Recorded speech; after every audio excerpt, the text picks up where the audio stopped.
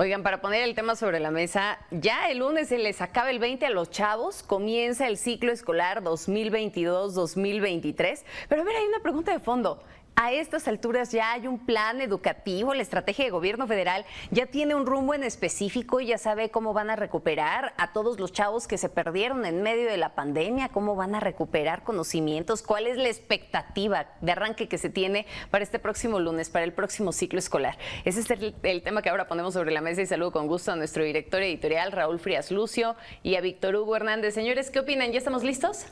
Híjole, qué nervios, Magda, ¿eh? Y así me imagino que muchos padres de familia y muchos alumnos, Víctor, estarán pues ya ansiosos de regresar a las aulas luego de esto que ha sido complicado, el tema de la pandemia, la forma en cómo se enfrentó el tema educativo, lamentablemente con una deserción escolar muy importante, con un rezago que según dicen los expertos hasta de 2 ciclos escolares se perdieron y bueno, ese incremento en la brecha entre los que tienen internet y medios tecnológicos y los que no tuvieron.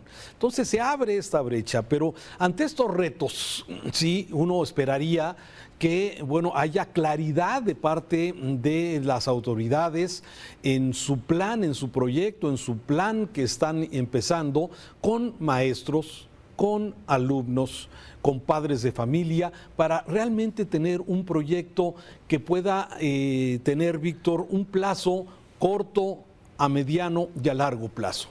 Pero lamentablemente parece que no es así, Víctor.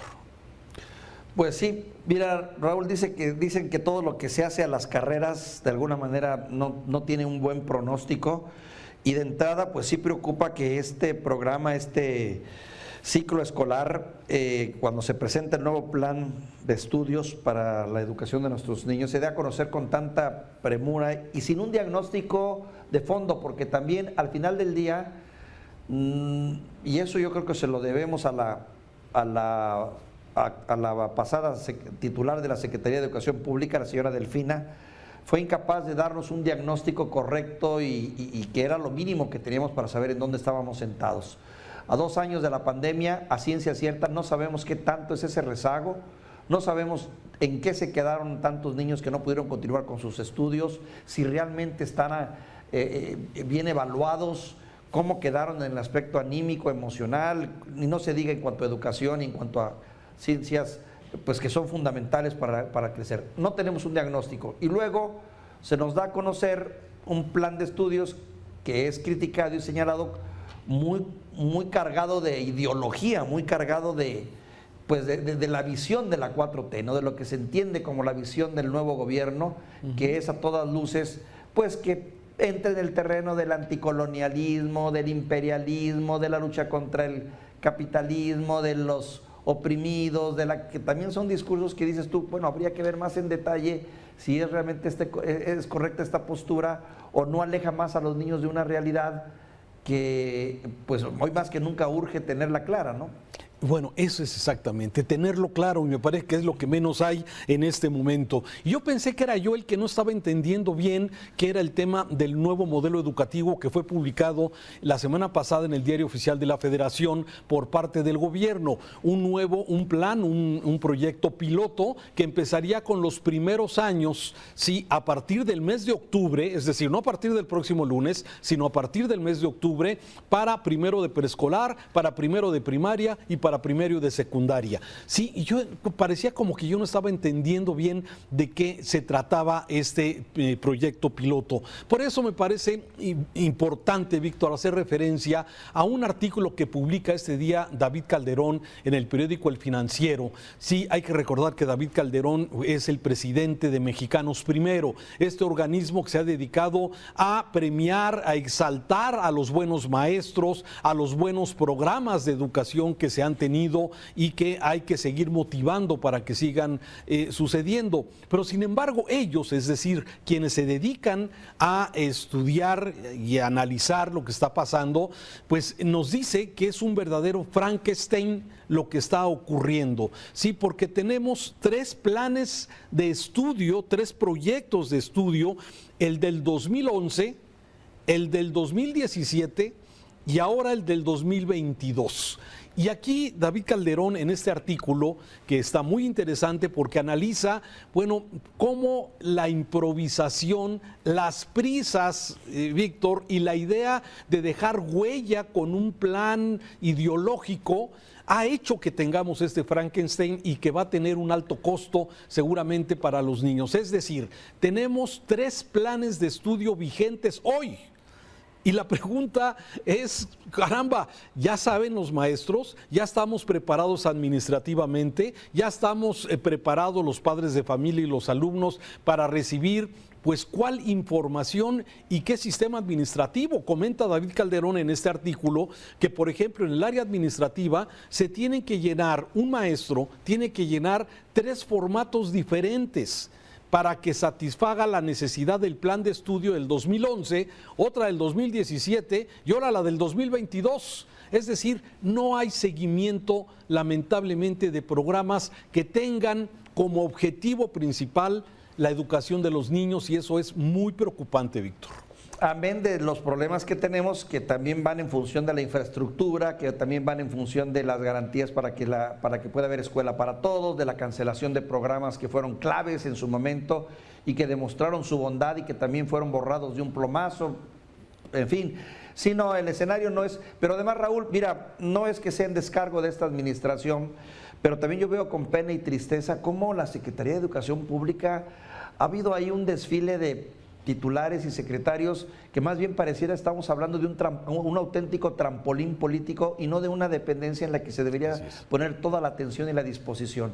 Los últimos secretarios, sinceramente, pues prácticamente han llegado nada más para medio calentar la silla, hacer como que hacen e inmediatamente irse para otro lado. No es nuevo, desde la época de más atrás, recordarás, me viene a la mente Cedillo, me viene a la mente Chaufet, me viene a la mente... que sinceramente distaban mucho de ser gente formada para la educación y que te habla del descuido que tenemos en esa área. Y lo más grave, Raúl, que termina viéndose al paso del tiempo. Muchos de los problemas que hoy tenemos con nuestros jóvenes, de la falta de preparación, de ética, de mística, de valores, de amor por la patria y de conocimientos técnicos, se lo debemos precisamente a esas políticas erráticas que en su momento se impusieron, en donde se quitaba una materia y se ponía otro a gusto y criterio del gobierno en turno, y que sinceramente ahora ves a nuestros jóvenes con muchas deficiencias pues de tipo formativo.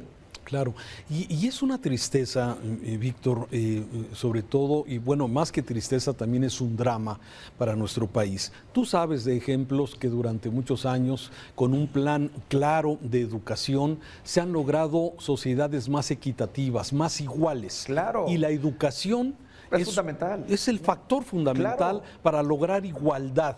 Y eso es lo que lamentablemente no estamos viendo en este sentido. Las brechas, las desigualdades se siguen ampliando porque no hay un plan claro de educación, porque lo que tú bien dices, vamos utilizando este cargo y estas responsabilidades, sí, de los responsables de la política de educación, que se va utilizando como trampolín político. Ahí está Esteban Moctezuma, hoy embajador de México en Estados Unidos, el primer secretario de esta administración. De ahí viene la que fue presidenta de Texcoco y que llega, bueno, pues con todos los señalamientos de delito electoral, la maestra Delfina Gómez. Y ahora sí llega la maestra Leti Ramírez, sí, que estaba atendiendo aspectos, digamos, de la oficina de recepción de quejas de Palacio Nacional y que hoy se vuelve la secretaria.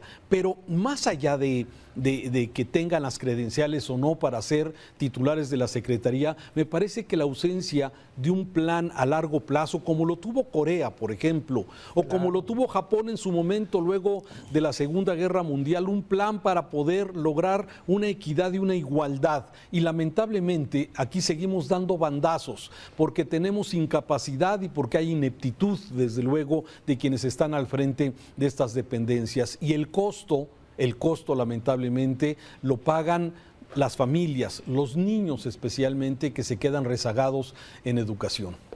Raúl, y es algo que entiendo, son conceptos hasta cierto punto muy trillados, pero yo creo que de una verdad obvia. lo que somos como sociedad, los muchos problemas que enfrentamos, incluyendo el tema de la inseguridad, incluyendo el tema del empleo, el desarrollo, la informalidad, todos los problemas que tenemos en este país, al final del día terminan cayendo en un problema de educación, Y mientras esto no lo entendamos, y ¿sabes qué es lo que más me preocupa, Raúl, también? Que leía yo algunas encuestas de qué tan contentos se encontraban los padres de familia con la educación que tenían sus hijos, y en general la aceptan, la ven como positiva. Y yo me preguntaba, bueno, ¿y cuál es la referencia que tienen esos propios padres para evaluar la calidad de educación que están recibiendo sus hijos? Pues la misma educación que ellos a su vez tuvieron. Claro.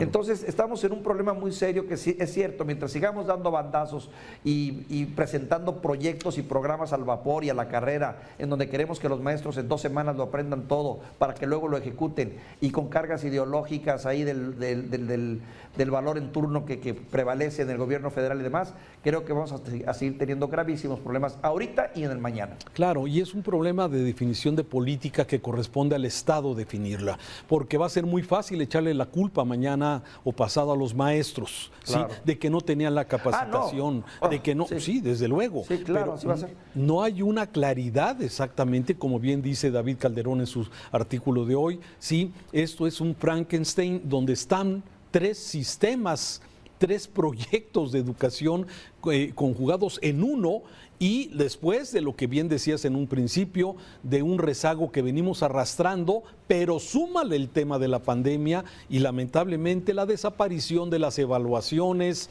la prohibición de reprobar a algún alumno. ¿Cuáles van a ser los parámetros de medición para esto y cuáles van a ser los daños para la sociedad? Pero eso sí, queremos modificar la historia, queremos modificar los libros de texto para quedar precisamente en esa historia marcada como un gobierno diferente, un gobierno de la Cuarta Transformación, cuando en la práctica, en la realidad, seguramente vamos a tener repercusiones no positivas para nuestra educación. Preocupante, Raúl, el escenario, preocupante y sobre todo porque es el tipo de problema que no alcanzamos a dimensionar en el tiempo real, sino lo vemos cuando ya lo tenemos encima y que nos llegó el mañana. Gracias, Víctor. Raúl, te mando un saludo.